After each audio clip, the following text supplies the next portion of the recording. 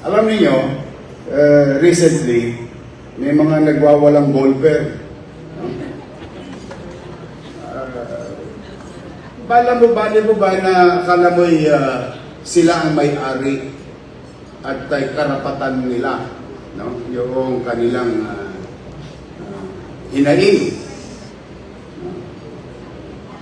You know, there is about 37 hectares and 22 hectares of buildable open green space in Intramuros.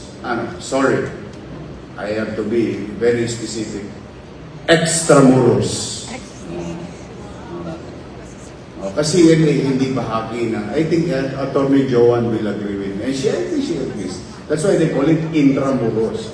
But that dating pusali, o dating mot, o dating patubigan. Gusto ko lang ipaalam sa inyo. Hindi po ko nanghihingi dahil sa kapritsyo. Hinihingi ko po yung sense of pride ng Manila to give it back to us.